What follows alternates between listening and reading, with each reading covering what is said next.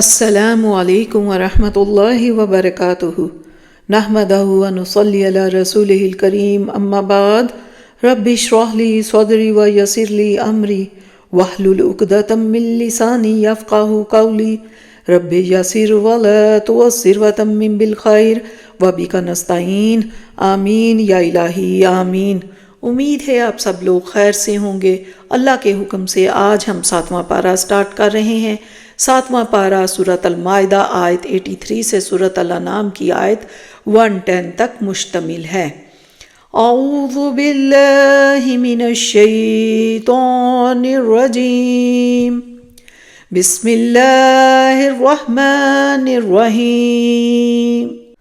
وَإِذَا سَمِعُوا مَا أُنزِلَ إِلَى الرَّسُولِ تَرَىٰ أَعْيُنَهُمْ تَفِيضُ مِنَ الدَّمْعِ مِمَّا عَرَفُوا مِنَ الْحَقِّ يَقُولُونَ رَبَّنَا آمَنَّا فَاكْتُبْنَا مَعَ الشَّاهِدِينَ۔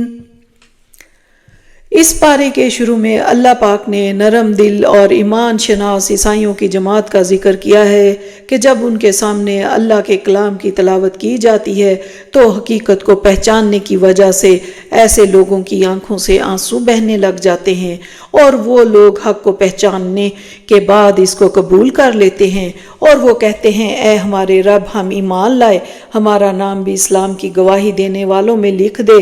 تو اللہ نے ان کے اس قول کے بدلے میں انہیں وہ باغات عطا کیے جن کے دامن میں ندیاں بہتی ہیں، جن میں وہ ہمیشہ رہیں گے۔ یہی بدلہ ہے احسان کی روش اختیار کرنے والوں کا۔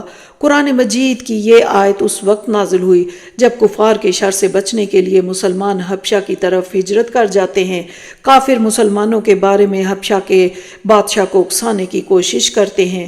حبشہ کا نرم دل عیسائی بادشاہ نجاشی حضرت جعفر طیار کی زبان سے قرآن کی تلاوت سنتا ہے تو اس کی آنکھوں سے آنسو بہنا شروع ہو گئے، تو اس نے اپنا شمار اسلام کی گواہی دینے والوں میں کروا لیا، اور وہ لوگ جنہوں نے انکار کیا اور جھٹلا دیا ہماری آیات کو تو وہی لوگ ہیں جو کہ جہنمی ہیں۔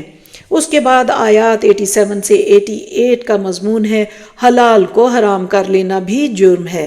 ان آیات میں آگاہ کیا گیا کہ جس طرح حرام کو حلال کرنا جائز ہے، اسی طرح حلال کو حرام کر لینا بھی جرم ہے۔ سابقہ آیات میں عیسائیوں کے قبول اسلام کا ذکر تھا۔ عیسائیوں نے رہبانیت کی راہ اختیار کر کے خود پر بہت سی اشیاء کو حرام کر لیا۔ یہاں ایسی ہی گمراہی کی اصلاح کا بیان ہے۔ یہاں ہدایت دی گئی کہ جس شے کو اللہ نے حلال قرار دیا ہے اس سے استفادہ کرو، بشرطے کہ وہ طیب بھی ہو، یعنی اسے جائز ذرائع سے حاصل کیا گیا ہو۔ جانور ہو تو ذبح کیا گیا ہو اور ذبح کرتے ہوئے اس پر اللہ ہی کا نام لیا گیا ہو۔ اس کے بعد آیت 89 جس کا مضمون ہے قسم کا کفارہ۔ اس آیت میں قسم توڑنے کا کفارہ بیان کیا گیا ہے۔ وہ کفارہ یہ ہے کہ 10 مساکین کو 2 وقت کا اسی معیار کا کھانا کھلانا جیسا کہ انسان اپنے گھر والوں کو کھلاتا ہے، یا انہیں مکمل لباس فراہم کرنا، یا ایک غلام یا کنیز کو آزاد کرنا۔ البتہ جو مالی اعتبار سے یہ کفارہ ادا کرنے کے قابل نہ ہو اسے چاہیے کہ 3 دن کے روزے رکھے۔ اس کے بعد آیات 90 سے 92 میں شراب اور جوئے کی حرمت کا حتمی حکم ہے۔ ان آیات میں شراب پینے اور جوا کھیلنے اور شرک کرنے کو شیطان کے گندے ترین کام قرار دیا گیا ہے۔ ان جرائم سے بچنے کی تلقین کی گئی ہے۔ آگاہ کیا گیا ہے کہ شیطان شراب اور جوئے کے ذریعے تمہارے درمیان نفرت اور دشمنی پیدا کرنا چاہتا ہے۔ شراب کے نشے میں بہک کر یا جوئے میں مسلسل ہار کر انسان دوسروں کے خلاف ایسی حرکات کرتا ہے جس سے باہمی نفرت اور دشمنی جنم لیتی ہے۔ مزید یہ کہ انسان ان کے ذریعے اللہ کے ذکر اور بالخصوص نماز پڑھنے سے بھی محروم ہو جاتا ہے۔ بڑے سخت الفاظ میں تنبیہ کی گئی ہے کہ تم شراب اور جوئے سے باز آتے ہو یا نہیں۔ اس کے بعد آیت 93 جس کا مضمون ہے اللہ کی قربت تقویٰ سے حاصل ہوتی ہے۔ حدیث جبرائیل میں اللہ کی قربت کے 3 درجے بیان کیے گئے ہیں: اسلام یعنی کہ زبانی اقرار، ایمان قلبی یقین، اور احسان یقین کی ایسی گہرائی گویا انسان اللہ کو دیکھ رہا ہو، یا یہ احساس کہ اللہ انسان کو دیکھ رہا ہے۔ اس آیت میں رہنمائی دی گئی ہے کہ تقویٰ یعنی اللہ کی نافرمانی سے بچنے کا قلبی احساس وہ نعمت ہے جس سے انسان اللہ کی قربت کے مراحل طے کرتا ہوا بلند ترین مرتبہ یعنی مرتبہ احسان پر فائز ہو کر اللہ کا محبوب بن سکتا ہے۔ اس کے بعد آیات 94 سے 96 میں حالت احرام میں شکار کرنے کا عمل۔ ان آیات میں رہنمائی دی گئی کہ حالت احرام میں خشکی کا شکار کرنا یا ایسے شکار کا گوشت کھانا حرام ہے، البتہ سمندر کا شکار کرنا اور اس کا کھانا جائز ہے۔ اگر غلطی سے خشکی کا شکار کر لیا جائے تو کفارہ یہ ہے کہ شکار کیے ہوئے جانور کا ہم وزن جانور حدود حرم میں قربان کیا جائے، یا اتنے مساکین کو کھانا کھلایا جائے جتنے مساکین شکار کیے ہوئے جانور کے گوشت سے پیٹ بھر کر کھا سکتے ہیں، یا ان مساکین کی تعداد کے برابر روزے رکھے جائیں۔ اس کے بعد آیت 97 میں ہے کہ اللہ کی نشانیوں کا احترام۔ ان آیات میں خانہ کعبہ، حرمت والے مہینوں، حرم کی طرف قربانی کے لیے لے جائے جانے والے جانوروں اور حرم میں قربان کرنے کے لیے وقف کردہ جانوروں کو اللہ کی نشانیاں قرار دیا گیا، گویا ان سب کو دیکھ کر اللہ کی معرفت کا شعور اور اس کی راہ میں مال و جان لگانے کا جذبہ حاصل ہوتا ہے۔ اہل ایمان کو ان شعائر اللہ کے احترام کی تلقین کی گئی ہے، وہ دنیا کے جس حصے میں ہو ان نشانیوں کا ادب کرے، کیونکہ اللہ آسمانوں اور زمین میں ہونے والے ہر عمل سے واقف ہے۔ اس آیت میں بیت اللہ کو لوگوں کی بقا کا ذریعہ قرار دیا گیا ہے۔ یہ بقول اقبال کے دنیا کے بت قدوں میں پہلا وہ گھر خدا کا، ہم اس کے پاسباں ہیں وہ پاسباں ہمارا۔ اس کے بعد آیت 98 میں اللہ کی شان بیان ہے۔ اس آیت میں فرمایا گیا ہے کہ اللہ شدید عذاب دینے والا بھی ہے اور بہت بخشنے والا اور رحم کرنے والا بھی ہے۔ اب ہم اپنے طرز عمل سے خود کو اللہ کی کسی ایک شان کا مستحق بنا سکتے ہیں۔ اللہ ہمیں تقوی اختیار کرنے کی توفیق دے تاکہ ہم اللہ کی شان غفاری اور رحیمی کی نعمت حاصل کر سکیں۔ اس کے بعد آیت 99 کا جو مضمون ہے کہ رسول کے ذمے پہنچانا ہے، منوانا نہیں۔ اس آیت میں واضح کیا گیا کہ رسول صلی اللہ علیہ وسلم کے ذمے صاف صاف پہنچا دینا ہے، لوگوں سے منوانا نہیں۔ اگر داعی کے پیش نظر لوگوں سے منوانا بھی ہو تو پھر وہ ان کی خواہشات کا پاس کرتے ہوئے حق کو چھپاتا ہے، حق کے ساتھ باطل کی آمیزش کرتا ہے، یا دعوت کے اصولوں پر قائم نہیں رہتا۔ داعی کو چاہیے کہ وہ کمی بیشی کیے بغیر حق واضح کر دے۔ اب لوگوں کا حساب لینا اللہ کے حوالے ہے، وہ جانتا ہے کہ کون حق سامنے آنے کے بعد اسے قبول کر رہا ہے اور کون حق کو جھٹلا رہا ہے۔ اس کے بعد آیت 100 جس کا مضمون حق کا معیار کثرت نہیں۔ اس آیت میں آگاہ کیا گیا کہ ہر دور میں نیکی کی راہ اختیار کرنے والے کم اور برائی کے راستے پر چلنے والے زیادہ ہوتے ہیں، البتہ کبھی بھی برائی کی کثرت اسے نیکی کے برابر نہیں کر سکتی۔ حق کا معیار کثرت نہیں بلکہ اللہ کی عطا کردہ ہدایت اور شریعت ہے۔ اس کے بعد آیات 101 سے 102 جس کا مضمون غیر ضروری سوالوں سے منع کیا گیا ہے۔ ان آیات میں بلا وجہ سوالات کرنے سے ممانعت کہا گیا ہے۔ یہود کی مثال دی گئی کہ وہ بھی اللہ کا حکم آنے پر غیر ضروری سوالات کرتے تھے، اللہ کی طرف سے جوابات آنے پر مزید پابندیوں کا سامنا کرنے پر مجبور ہو جاتے تھے۔ اب ان پابندیوں کو پاس نہ کر کے اللہ کے احکامات کے عملی کفر کے مرتکب ہوتے تھے۔ اس کے بعد آیات 103 سے 104 کے جانوروں کو مقدس بنا لینا۔ ان آیات میں فرمایا گیا کہ مشرکین بعض جانوروں کو خود ساختہ تقدس دے کر ان کے لیے کچھ نام گڑھ لیتے تھے۔ جب ان سے کہا جاتا کہ خود ساختہ تصورات کے بجائے قرآن اور رسول اللہ صلی اللہ علیہ وسلم کے فرامین کی پیروی کرو تو جواب دیتے کہ ہم اپنے آباء و اجداد کے طریقوں کی پیروی کریں گے۔ ہر دور میں شرک اور بدعت کے لیے یہی جواز پیش کیا گیا ہے، اور وہ یہ کیا کرتے تھے کہ بعض جانوروں کی نسبت بزرگوں کی طرف کر کے ان کا احترام کرتے، ان کو چوما جاتا، ان پر سواری کرنا، ان سے خدمت لینا حرام سمجھا جاتا تھا۔ اس کے بعد آیت 105 میں ہے کہ کسی کی گمراہی ہمارے بے عمل ہونے کا جواز نہیں بن سکتی۔ اس آیت میں رہنمائی دی گئی ہے کہ انسان کسی اور کی گمراہی کو اپنی بے عملی کا جواز نہیں بنا سکتا۔ روز قیامت ہر انسان کو ذاتی طور پر عدالت خداوندی میں پیش ہونا ہوگا، اپنے اپنے عمل کا حساب دینا ہوگا۔ کوئی بے عمل شخص یہ نہ کہہ سکے گا کہ اگر دوسرے لوگ باعمل ہو جاتے تو میں بھی نیک بن جاتا۔ البتہ اس آیت کا مطلب یہ نہیں کہ ہم بے عملی کے حوالے سے دوسروں کی اصلاح نہ کریں۔ دوسروں کی اصلاح کی کوشش ہماری دینی ذمہ داری ہے۔ اس ذمہ داری کو ادا نہ کرنا بھی گناہ ہے۔ اس کے بعد آیات 106 سے 108 جس کا مضمون ہے کہ وصیت پر گواہی کیسے دی جائے۔ ان آیات میں رہنمائی دی گئی کہ موت سے قبل ایک شخص کو چاہیے کہ وصیت پر 2 مسلمان مردوں کو گواہ بنائے۔ اگر 2 مسلمان نہ ہو تو 2 غیر مسلموں کو بھی گواہ بنایا جا سکتا ہے۔ دونوں گواہ کسی بھی نماز کے بعد وصیت سے لوگوں کو آگاہ کریں اور اللہ کی قسم کھا کر اپنے صداقت کا ثبوت دیں۔ اگر بعد ازاں معلوم ہو کہ گواہوں نے وصیت میں رد و بدل کر کے کسی کا حق مارا ہے تو متاثرہ فریق کے 2 افراد اللہ کی قسم کھا کر اصل وصیت لوگوں کے سامنے بیان کریں۔ یہ وصیت پر گواہی کا مبنی عدل پر طریقہ ہے۔ آیت 109 اس میں رسولوں کی اللہ کے حضور عاجزی کا بیان ہے۔ اس آیت میں بیان کیا گیا کہ روز قیامت اللہ رسولوں سے دریافت فرمائے گا کہ تمہاری دعوت کے جواب میں تمہاری قوموں کا کیا رد عمل تھا۔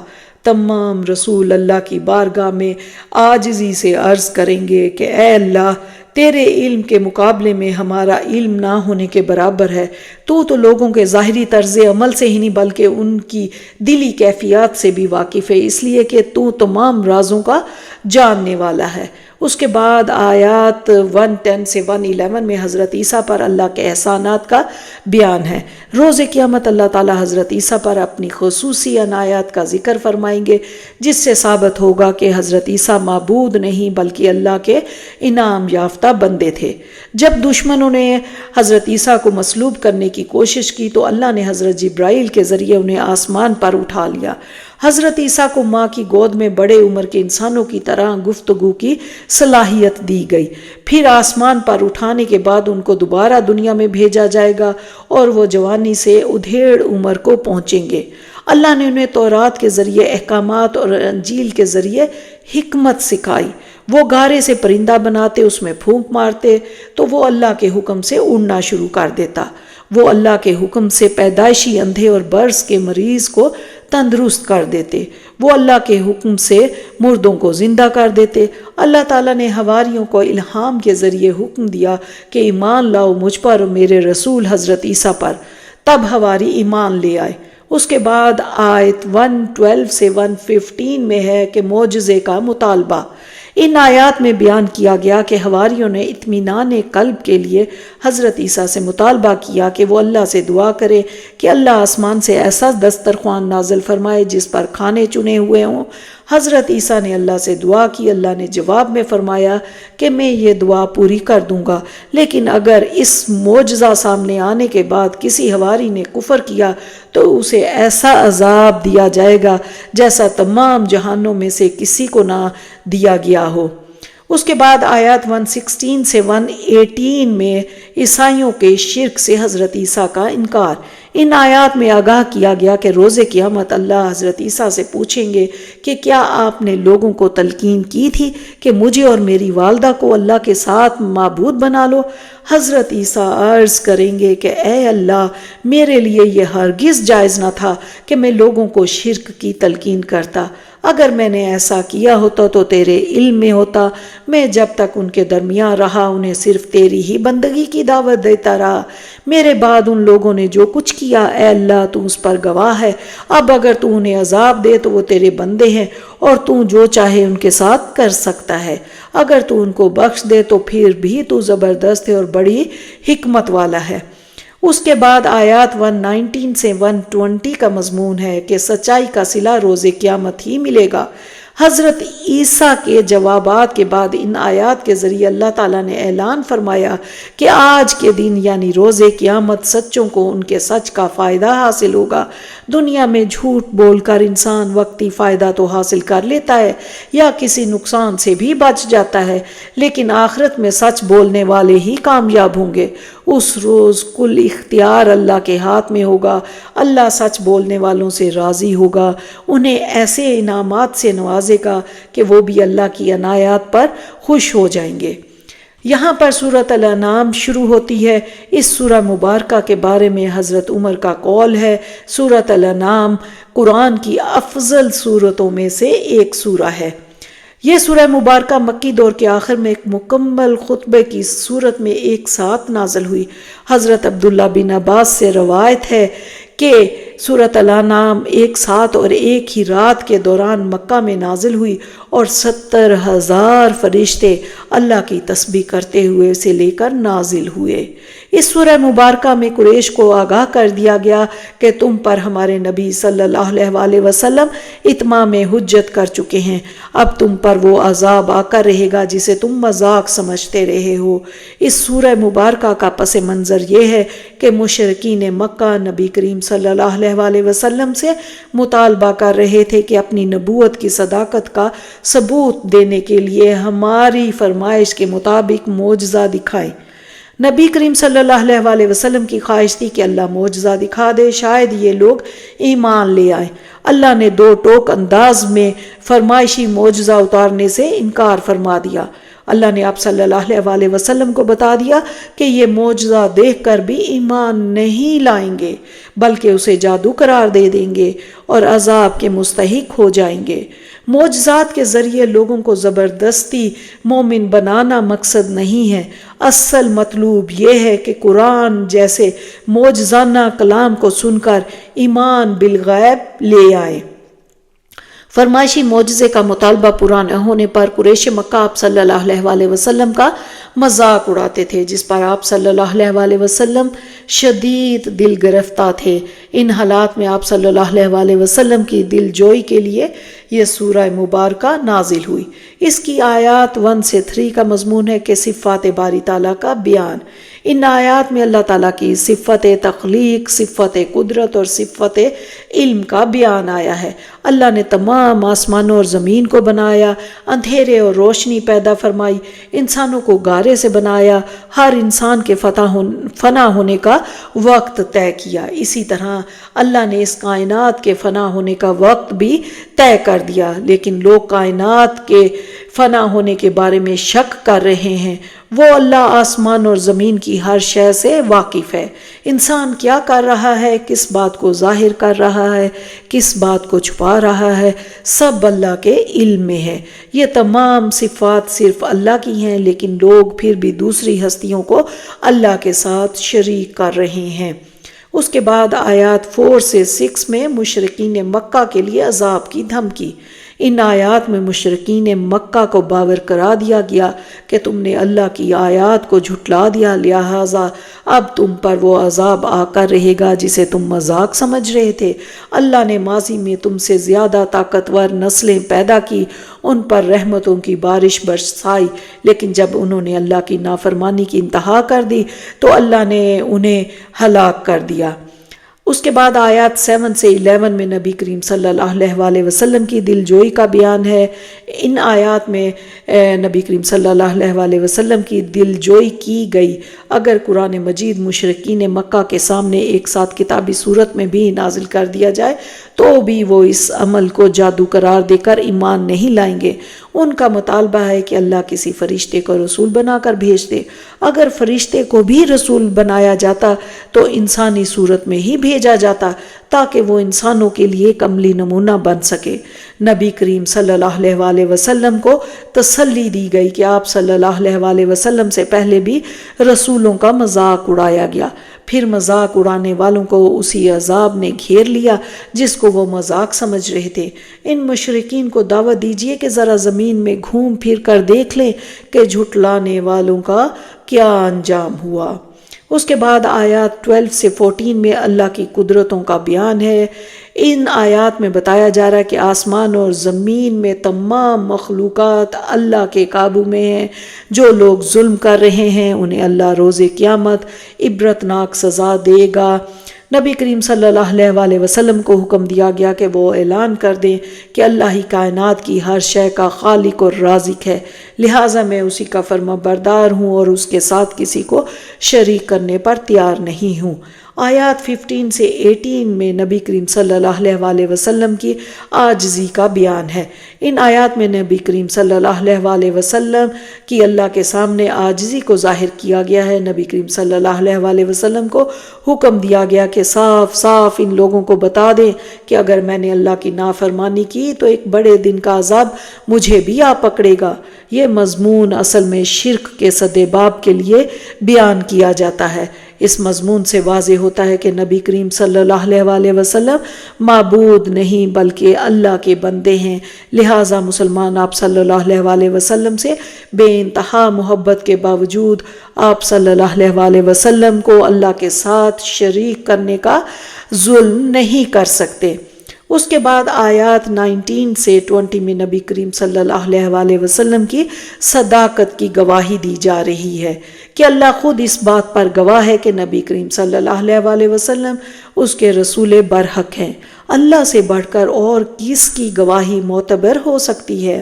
اللہ نے آپ صلی اللہ علیہ وسلم پر قرآن کریم نازل فرمایا تاکہ آپ صلی اللہ علیہ وسلم اس کے ذریعے صرف مکہ والوں کو ہی نہیں بلکہ ہر اس شخص کو خبردار کریں جس تک یہ قرآن پہنچے۔ اسے بتا دیں کہ صرف اللہ ہی معبود برحق ہے اور اس کے ساتھ شرک کرنا بہت بڑا ظلم ہے۔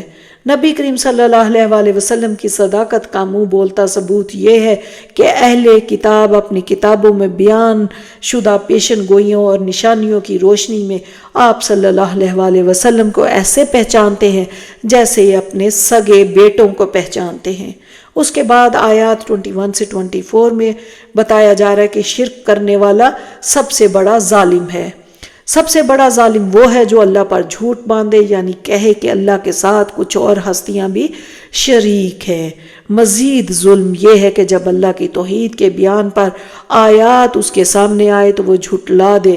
جب روز قیامت اللہ ان ظالموں کو جمع کرے گا تو اس روز یہ لوگ جھوٹ بول کر صاف اپنے شرک کے جرم سے مکر جائیں گے، لیکن اس روز ان کے شریک انہیں اللہ کے عذاب سے بچا نہ پائیں گے۔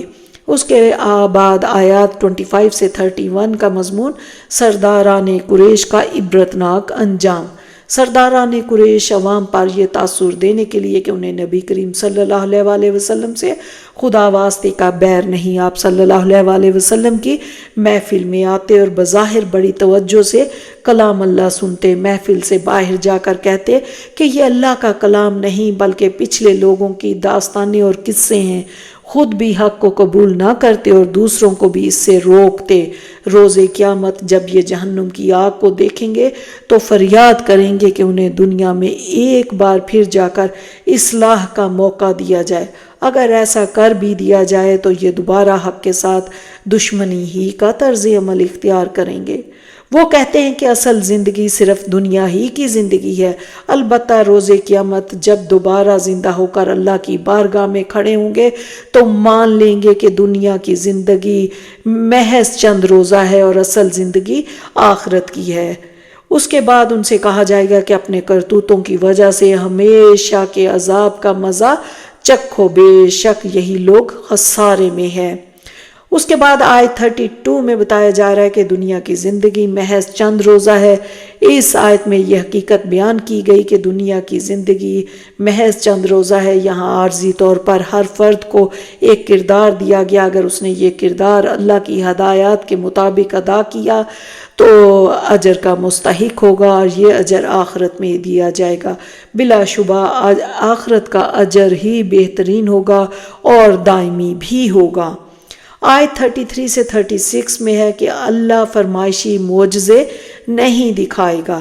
ان آیات میں اللہ نے بظاہر سخت الفاظ میں نبی کریم صلی اللہ علیہ وسلم کو آگاہ کر دیے کہ آپ صلی اللہ علیہ وسلم کی شدید خواہش کے باوجود اللہ مشرکین کی فرمائش کے مطابق معجزہ ظاہر نہیں کرے گا۔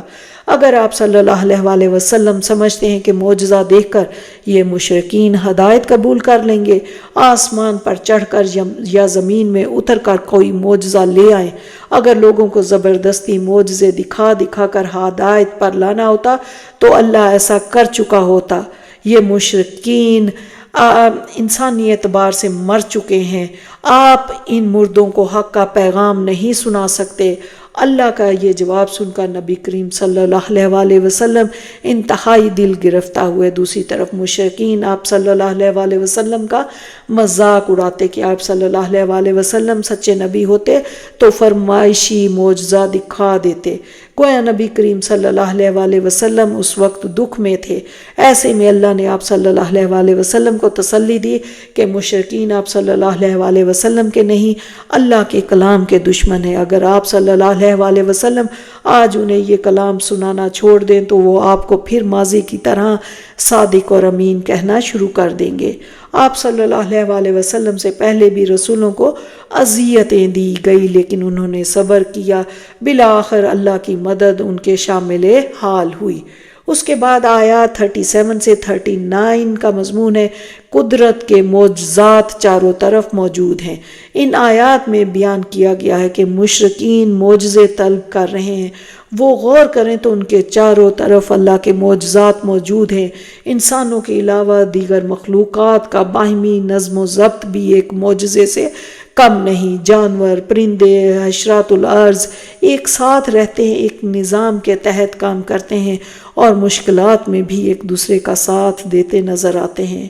اب جو معنوی اعتبار سے اندھے ہو چکے ہیں وہ قدرت کی نشانیوں سے کہاں اللہ کی معرفت حاصل کر سکتے ہیں۔ پھر بتایا جا رہا ہے کہ آیات 40 سے 41 میں مشکل میں صرف اللہ ہی کو پکارا جاتا۔ ان آیات میں اللہ نے مشرکین کو یاد دلایا کہ جب تم پر کوئی آفت آتی ہے، کوئی مشکل وقت آتا ہے تو تم صرف اللہ ہی کو پکارتے ہو۔ تم جانتے ہو کہ اس مشکل میں تمہارے معبودان باطل تمہاری کوئی مدد نہیں کر سکتے، یہ صرف اللہ ہی کی ذات ہے جو تمہیں تمام مشکلات سے نکالتا ہے۔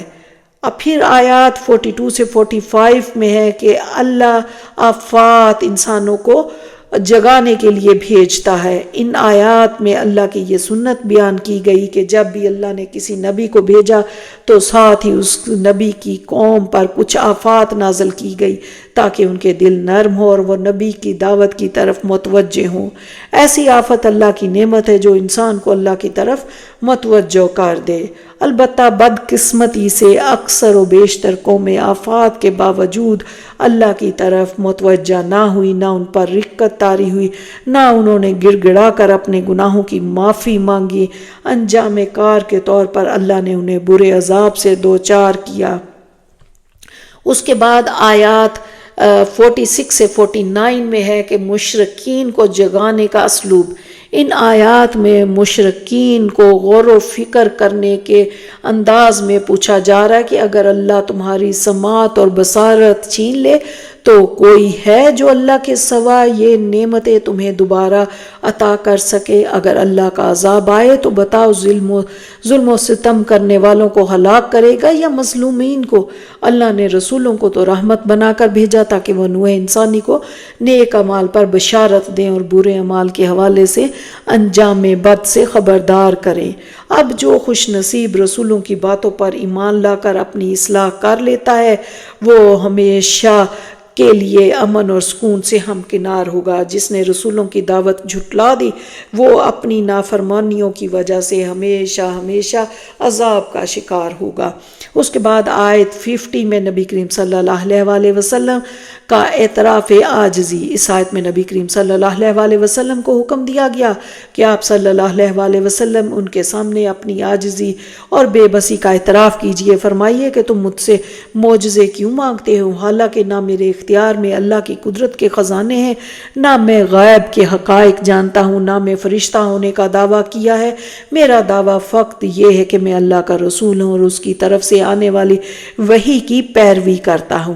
میں وحی کی بنیاد پر حقائق دیکھ رہا ہوں جبکہ تم جان بوجھ کر حق کے حوالے سے اندھے بنے ہوئے ہو۔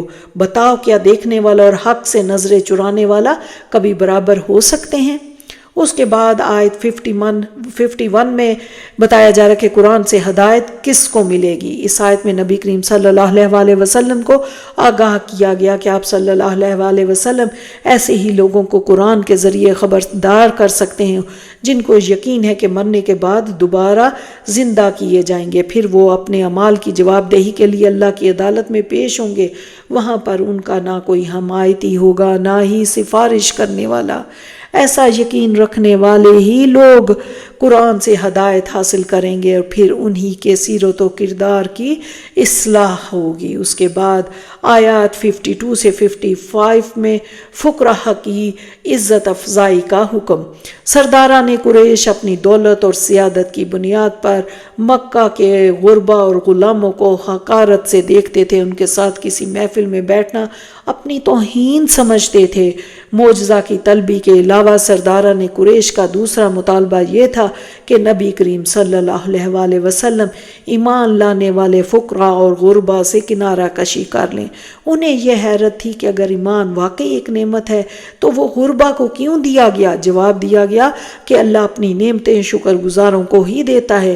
نبی کریم صلی اللہ علیہ وسلم کو حکم دیا گیا کہ آپ صلی اللہ علیہ وسلم ہرگز ایمان لانے والوں کو اپنی قربت سے محروم نہ کریں، جب وہ آئیں تو ان کی عزت افزائی کریں، انہیں اللہ کی رحمت اور بخشش کی نوید سنائیں۔ اس کے بعد آیت 56 سے 58 میں مشرکین کی طرف سے سمجھوتے کی پیشکش کا بیان ہے۔ مشرکین مکہ کا تیسرا مطالبہ یہ تھا کہ نبی کریم صلی اللہ علیہ وسلم ان کے ساتھ ایک ڈیل کر لیں۔ اس سمجھوتے کے تحت وہ ایک معینہ عرصے تک مشرکین کے بتوں کی پوجا کریں، پھر مشرکین بھی اتنے عرصے تک صرف معبود واحد یعنی اللہ کی عبادت کریں۔ ان آیات میں حکم دیا گیا کہ مشرکین کی اس پیشکش کو سختی سے رد کر دیں اور صاف صاف کہہ دیں کہ میں تمہاری خواہشات کی پیروی نہیں کر سکتا۔ اب مشرکین کا چوتھا مطالبہ تھا کہ ہم پر عذاب لے آئیں۔ جواب دیا گیا کہ عذاب اللہ کے اختیار میں ہے۔ اگر یہ نبی کریم صلی اللہ علیہ وسلم کے اختیار میں ہوتا تو یہ معاملہ بہت پہلے ہو چکا ہوتا۔ اس کے بعد آیت 59 میں اللہ کے علم کی وسعت کا بیان ہے۔ یہ آیت اللہ کی صفت علم کی بے کرام وسعتوں کے بیان پر مشتمل ہے۔ اس آیت میں واضح کیا گیا کہ کل غیب کا علم صرف اللہ کے پاس ہے۔ وہ جانتا ہے ہر اس شے کو جو زمین میں ہے، ہر اس شے کو جو سمندروں میں ہے۔ زمین پر موجود کسی درخت کا پتا نہیں جھڑتا مگر اللہ اسے جانتا ہے۔ کوئی بیج زمین کی تاریکی میں نہیں ہوتا، نہ ہی کوئی خشکی یا تر شے ہوتی ہے، مگر سب کا علم اللہ کے پاس محفوظ ہے۔ اس کے بعد آیت 60 میں موت کا اطلاق نیند پر بھی ہوتا ہے۔ اس آیت میں لفظ وفات کا اطلاق انسان کی نیند پر کیا گیا ہے۔ اس لفظ کو موت کے لیے مخصوص کر کے حضرت عیسیٰ کی وفات ثابت کرتے ہیں، ان کے زندہ آسمان پر اٹھائے جانے کا انکار کرتے ہیں۔ اس لفظ کے اصل معنی ہے لے لینا۔ نیند میں اللہ انسان کا شعور لے لیتا ہے، موت کے وقت روح اور جان، جبکہ عیسیٰ کا تو اللہ نے جسم، جان اور روح سمیت لے لیا۔ اس آیت میں فرمایا کہ اللہ جانتا ہے کہ ہر انسان دن میں کیا کر رہا ہے، پھر رات کو اس کا شعور لے کر اسے سلا دیتا ہے، صبح پھر بیدار کرتا ہے تاکہ وہ اپنی زندگی کے شب و روز مکمل کرے۔ روز قیامت اللہ اسے بتا دے گا کہ اس نے شب و روز کس حال میں بسر کیے۔ آیات 61 سے 64 کا مضمون انسان سراپا اللہ کے اختیار میں ہے۔ ان آیات میں بیان کیا جا رہا ہے کہ انسان بے بس ہے، وہ اللہ کے اختیار میں ہے۔ اللہ نے انسان کی حفاظت کے لیے فرشتے مامور فرما رکھے ہیں۔ اللہ ہی انسان پر موت طاری فرماتا ہے اور موت کے بعد اس کا حساب بھی اللہ ہی نے لینا ہے۔ دنیا میں ہر دکھ اور کرب سے انسان کو اللہ ہی بچاتا ہے۔ اس کے باوجود لوگ اللہ کے ساتھ دوسری ہستیوں کو شریک کر دیتے ہیں۔ اس کے بعد آیات 65 سے 67 میں ہے کہ اللہ کے عذاب کی 3 صورتیں۔ ان آیات میں آگاہ کیا جا رہا ہے کہ نافرمانوں پر اللہ کے عذاب کی 3 صورتیں واقع ہوں گی۔ پہلی یہ کہ اللہ آسمان سے کوئی آفت نازل فرما دے، دوسری یہ کہ زمین سے اللہ کا عذاب ظاہر ہو جائے، تیسری یہ کہ اللہ باہمی گروہوں میں تقسیم کر دے اور ایک گروہ دوسرے گروہ کو مار دے۔ مشرکین مکہ کو خبردار کیا جا رہا ہے کہ تم تک ہماری دعوت پہنچانے کا حق نبی کریم صلی اللہ علیہ وسلم نے ادا کر دیا، تم نے اس دعوت حق کو جھٹلا دیا، لہٰذا اب عذاب کی کسی ایک صورت کے لیے تیار ہو جاؤ۔ اس کے بعد آیات 68 سے 69 میں غیرت ایمانی کا تقاضا۔ ان آیات میں اللہ نے ہدایت دی کہ اگر کسی محفل میں اللہ کے احکامات کا مذاق اڑایا جا رہا ہو تو غیرت ایمانی کا تقاضا ہے کہ اس محفل کا بائیکاٹ کر دیا جائے، تاکہ آئندہ کسی کو جرأت نہ ہو کہ وہ تمہارے سامنے شریعت کا مذاق اڑا سکے۔ البتہ تنہائی میں مذاق اڑانے والوں کو سمجھایا جائے تاکہ شاید کہ وہ اپنی اس روش سے باز آ جائیں۔ اس کے بعد آیت 70 میں بتایا جا رہا ہے کہ دین کو کھیل تماشا بنانے والوں کا انجام۔ اس آیت میں ایسے لوگوں کو دردناک عذاب کی وعید سنائی گئی جنہوں نے اپنے دین کو کھیل تماشا بنا رکھا ہے۔ مشرکین مکہ نماز کے دوران سیٹیاں بجاتے اور تالیاں پیٹتے۔ اس آیت میں وعید سنائی گئی کہ روز قیامت ایسے لوگوں کا کوئی حمایتی یا سفارشی نہ ہوگا، نہ ہی ان سے کوئی فدیہ قبول کیا جائے گا، جہنم میں کھولتا ہوا مشروب ان کا مقدر ہوگا۔ اللہم اجرنا من النار۔ اس کے بعد آیات 71 سے 73 میں جماعتی زندگی کی برکت۔ ان آیات میں ایک بار پھر قریش کی سمجھوتے کی اس پیشکش کو رد کیا گیا جس کے تحت وہ مطالبہ کر رہے تھے کہ اللہ کے رسول اور مسلمان کچھ عرصے کے لیے ان کے ایسے معبودوں کی پوجا کریں جو نہ نفع کا اختیار رکھتے ہیں نہ نقصان کا۔ شرک کرنے والا تو اس شخص کی مانند ہے جس سے شیاطین نے کسی جنگل میں بھٹکا دیا ہو، البتہ اس شخص کی خوش قسمتی ہے کہ اس کے ایسے ساتھی ہیں، ایسے گروہ ہیں جو اسے گمراہی سے نکال کر سیدھے راہ پر آنے کے لیے پکار رہے ہیں۔ اللہ ہمیں بھی ایسے ساتھیوں کی رفاقت عطا فرمائے۔ جماعتی زندگی کی برکت یہ ہوتی ہے کہ انسان اگر بھٹکتا ہے تو اس کی اصلاح کرنے والے موجود ہوتے ہیں۔ اس کے بعد ہے کہ ہم صرف اللہ کا حکم مانیں جو تمام جہانوں کا رب ہے، صرف اسی کی عبادت کریں، اسی نے زمین اور آسمان بنائے، وہی دونوں جہاں کا مالک ہے اور ہر ظاہر اور پوشیدہ بات کا جاننے والا ہے۔ آیات 74 سے 79 کا جو مضمون ہے کہ حضرت ابراہیم کا مشرکین پر اتمام حجت۔ ان آیات میں بیان کیا گیا کہ جس کے ذریعے حضرت ابراہیم نے ستارہ پرستوں، چاند پرستوں اور سورج پرستوں پر حجت تمام کی۔ ابتدا میں حضرت ابراہیم نے لوگوں کے سامنے اعلان کیا کہ میرا رب ستارہ ہے۔ جب ستارہ ڈوب گیا تو کہا کہ خود ڈوب جانے والا مجھے کیسے زوال سے بچا سکتا ہے؟ پھر اعلان کیا کہ چاند میرا رب ہے۔ جب چاند بھی ڈوب گیا تو فرمایا کہ اگر میرے اصل رب نے مجھے ہدایت نہ دی تو میں گمراہ ہو کر ان کو رب مانتا رہوں گا جو خود زوال سے دوچار ہوتے ہیں۔ آخر میں فرمایا کہ سورج میرا رب ہے، یہ سب سے بڑا ہے، روشن ہے۔ جب سورج بھی غروب ہو گیا تو بے شک فرمایا میں نے اپنا رخ کر لیا بالکل یکسو ہو کر اس ہستی کی طرف جو تمام آسمان اور زمین کی بنانے والی ہے اور میں اس کے ساتھ کسی کو بھی شریک کرنے والا نہیں۔ اس کے بعد آیات 80 سے 82 میں ہے کہ جو اللہ سے ڈرتا ہے وہ پھر کسی سے نہیں ڈرتا۔ حضرت ابراہیم کو ان کی قوم کے لوگوں نے ڈرایا کہ تم نے ہمارے معبودوں کا انکار کیا، لہٰذا تم پر اب کوئی آفت آئے گی۔ حضرت ابراہیم نے فرمایا جو اللہ سے ڈرتا ہے وہ کسی اور سے نہیں ڈرتا، جو اللہ سے نہیں ڈرتا وہ نہ جاننے پھر کس سے ڈرتا ہے۔ یہ ایک سجدہ جسے تو گراں سمجھتا ہے 1000 سجدے سے دیتا ہے آدمی کو نجات۔ بلا شبہ وہ انسان زیادہ امن و سکون میں ہے جس کا یہ یقین ہو کہ اس کا کل نفع نقصان صرف اور صرف اللہ کے اختیار میں ہے۔ آیت 83 میں ہے کیا حضرت ابراہیم نے بھی شرک کیا؟ حضرت ابراہیم نے کچھ وقت کے لیے ستارے، چاند یا سورج کو رب ماننے کا اعلان کیا، کیا ان پر بھی کچھ وقت حالت شرک میں گزرا؟ ہرگز نہیں۔ یہ آیت اس کی نفی کر رہی ہے۔ اللہ نے اس آیت میں واضح فرما دیا کہ یہ ایک دلیل تھی جو ہم نے حضرت ابراہیم کو ان کی قوم پر اتمام حجت کے لیے دی تھی۔ نبی پیدائشی طور پر ہدایت پر ہوتا ہے، وہ ظہور نبوت سے پہلے بھی وہ کبھی شرک کا یا کسی حرام کام کا ارتکاب نہیں کرتا۔ اس کے بعد آیات 84 سے 87 میں انبیاء کرام کے پیارے نام ہیں۔ ان آیات میں اللہ نے 17 انبیاء کا ذکر فرمایا۔ ان انبیاء میں حضرت نوح، حضرت اسحاق، حضرت یعقوب، حضرت داؤد، حضرت سلیمان، حضرت ایوب، حضرت یوسف، حضرت موسیٰ، حضرت ہارون، حضرت زکریا، حضرت یحییٰ، حضرت عیسیٰ، حضرت الیاس، حضرت اسماعیل، حضرت یسع، حضرت یونس، حضرت لوط شامل ہیں۔ ان تمام انبیاء کے بارے میں اعلان کیا گیا کہ وہ اللہ کے چنے ہوئے بندے تھے اور سیدھی راہ پر چلنے والے تھے۔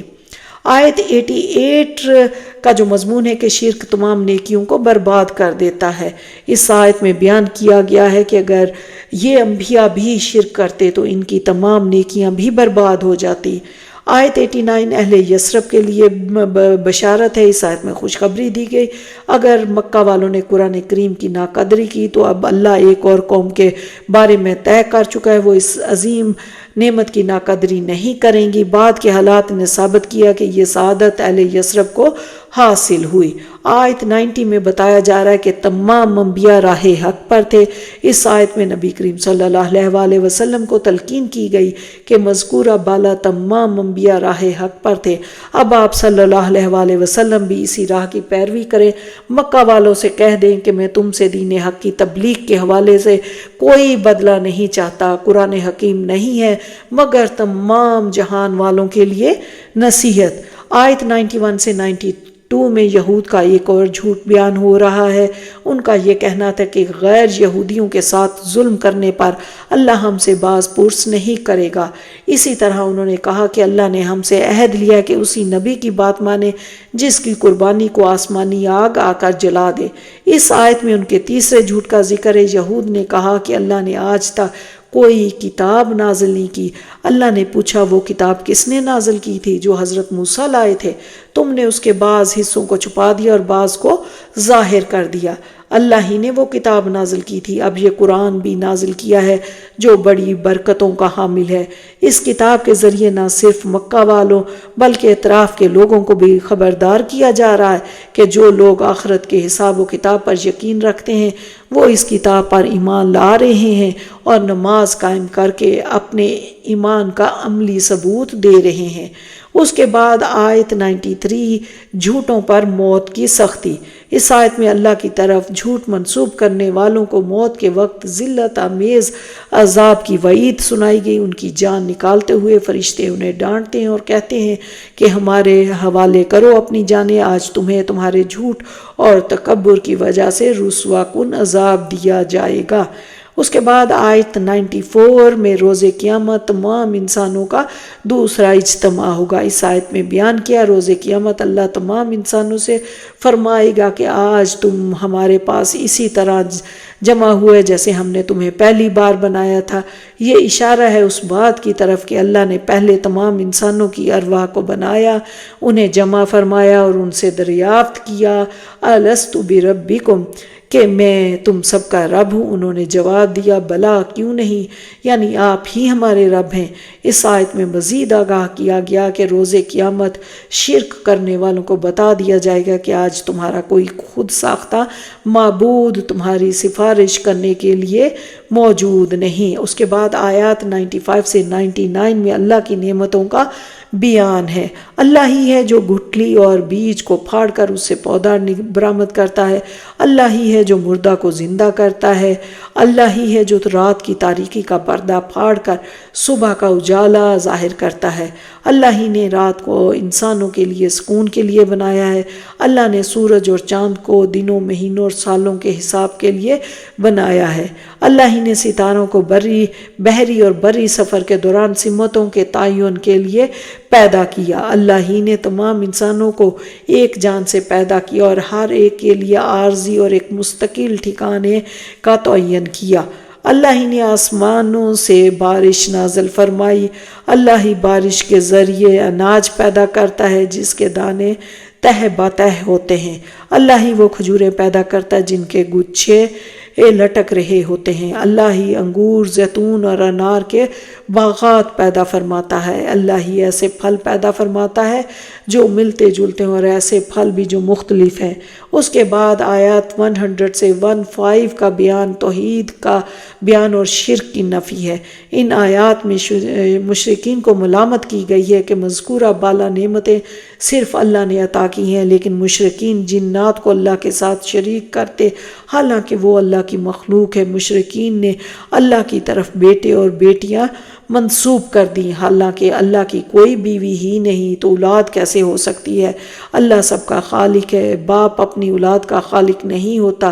خیر اسی میں ہے کہ اللہ کے ساتھ کسی کو شریک نہ کیا جائے، صرف اسی کی عبادت کی جائے۔ اللہ ہر مخلوق پر نگران ہے، وہ نگاہوں کو دیکھ رہا ہوتا لیکن نگاہیں اس کو نہیں دیکھ پا رہی ہوتی۔ آیات 106 سے 18 اہم ہدایات ہیں کہ پیروی کرتے ہوئے اس کلام کی جو اللہ نے نازل فرمایا، مشرکین کو زیادہ اہمیت نہ دو۔ داعی کا کام ان تک پیغام توحید پہنچانا اور ان سے منوانا نہیں ہے۔ معبودان باطل کی توہین نہ کرو ورنہ یہ مشرکین ضد میں معبود حقیقی اللہ کی توہین کریں گے۔ آخرت کا انتظار کرو، اصل فیصلے آخرت میں ہوں گے۔ اہل ایمان کے لیے تسلی دی جا رہی ہے اگلی آیت میں۔ اس آیت میں اللہ نے اہل ایمان کی دل جوئی کا سامان کیا۔ مشرکین کہتے ہیں اگر نبی کریم صلی اللہ علیہ وسلم فرمائشی معجزہ دکھا دیں تو وہ ایمان لے آئیں گے۔ اللہ نے اہل ایمان کو آگاہ کیا کہ یہ محض ان کا بہانہ ہے، معجزہ دکھا دیا جائے تب بھی وہ ایمان لانے والے نہیں ہیں۔ اس کے بعد آیت 110 کا مضمون ہے حق قبول کرنے کی صلاحیت ختم کر دی گئی۔ اس آیت میں ایسے لوگوں کے لیے شدید وعید ہے جن کے سامنے حق آئے اور وہ اسے قبول نہ کرے۔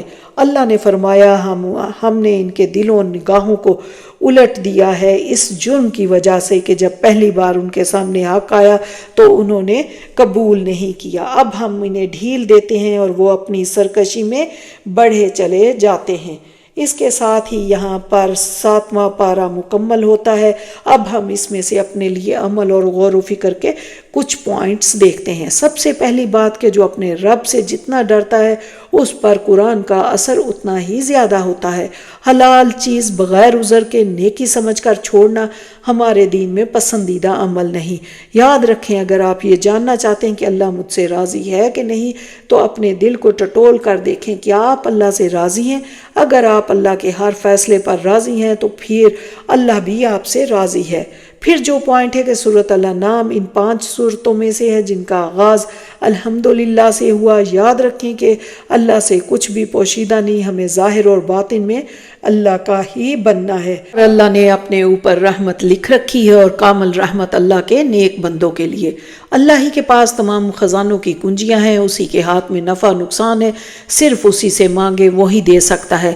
جب بھی کوئی مشکل آئے تو سوچے گناہ جھڑنے اور اللہ کے قریب ہونے کا وقت آ گیا۔ یاد رکھے کہ نماز بہترین طریقہ ہے اپنے آپ کو ری جنریٹ کرنے کا، اللہ کی طرف متوجہ ہونے کا۔ پھر صحیح رہنمائی اور ہدایت تو صرف اللہ کی ہدایت ہے۔ ستاروں کا مقصد آسمان کی زینت ہے، شیطان کو بھگانے کا ذریعہ اور راستے معلوم کرنے کے علاوہ کچھ اور نہیں۔ ستاروں کی تاثیر پر یقین رکھنا کفر ہے۔ پھر آتا ہے کہ اللہ کا شکوہ ہے کہ لوگوں نے اللہ تعالیٰ کی ویسی قدر نہ کی جیسا کہ حق تھا۔ اس کے بعد اللہ تعالیٰ کو پکارنے کے حوالے سے عمومی طور پر لوگوں کے اندر 2 طرح کے رویے پائے جاتے ہیں۔ پہلا رویہ کہ پرسکون حالات میں غفلت کا شکار رہنا اور جب کوئی مشکل آئے تو رو رو کر اللہ کو پکارنا۔ دوسرا رویہ یہ کہ مشکل آنے پر بھی اللہ سے دعا مانگنے کی بجائے لوگوں کے سامنے رونا اور انہیں اپنی مشکلات بتانا۔ جبکہ انسان تو خود کمزور ہے، وہ تو خود فقیر ہے، اس کی اپنی لیمٹس ہیں، اس کا علم محدود ہے، اس کے پاس کوئی قوت اور طاقت نہیں، پھر بھی ہم انسانوں سے ہی توقع رکھتے ہیں کہ وہ ہمارے مسائل حل کر دیں گے، وہ ہمارے دکھوں اور زخموں پر مرہم رکھ دیں گے۔ ہم انسانوں کو تو 1 گھنٹہ رو رو کر اپنے دکھ کی داستان بہت چاہت سے بتا سکتے ہیں، لیکن ہم وضو کر کے کچھ ٹائم نفل پڑھ کے اللہ تعالیٰ سے فریاد کیوں نہیں کر سکتے؟ جبکہ سارے اختیارات کا مالک اللہ ہے، وہی آسمان اور زمین کا مالک ہے، ہم رو کر اس کو کیوں نہیں پکارتے؟ سوچنے والی بات ہے نا کہ ہم اس کے آگے سجدے میں کیوں نہیں گر گڑاتے؟ ہم اس کے نام پر صدقہ و خیرات کیوں نہیں کرتے تاکہ ہماری بلائیں ٹل جائیں؟ ہم اس کے بندوں کی خدمت محسن کے درجے پر ہو کر کیوں نہیں کرتے؟ ایک بات یاد رکھیں، ہم لوگوں کے کام آئیں گے، اللہ ہمارے کام سنوار دے گا۔ آپ لوگوں کے لیے آسانیاں کرے، اللہ آپ کے لیے آسانیاں کرے گا، پھر آپ کو اپنی مشکل نہیں لگے گی اور آپ کے دل سے غم دھلنے لگیں گے۔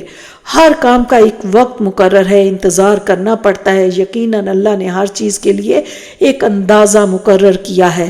ہر مسئلہ ایک دن حل ہو جائے گا، بس اللہ سے اچھی امید رکھیں، صبر کا رویہ رکھیں۔ یاد رکھیں 7ویں پارے میں سیکھنے کا یہی سبب ہے کہ مشکلات ہمیں اللہ سے قریب کرنے کے لیے آتی ہیں اور ہم سمجھ نہیں پاتے۔ اور یاد رکھنا ہے کہ زیادہ شکر ادا کرنا ہے۔ شکر نعمت کی بقا اور ناشکری نعمت کے زوال کا سبب ہے۔ صحیح مسلم 7120 میں ہے کہ اے اللہ، میں تیری پناہ چاہتا ہوں اس بات سے کہ تیری دی ہوئی کوئی نعمت چھن جائے، یا تیری دی ہوئی عافیت پلٹ جائے، یا کوئی ناگہانی عذاب آ جائے۔ تیرے تمام غصے اور ناراضگیوں سے تیری پناہ چاہتا ہوں۔ اللہ پاک ہم سب کو ہدایت کے رستے پہ رکھے، قرآن کو پڑھنے، سمجھنے اور عمل کی توفیق دے۔ ربنا تقبل منا انک انت السمیع العلیم وتب علینا انک انت التواب الرحیم۔ السلام علیکم ورحمۃ اللہ وبرکاتہ۔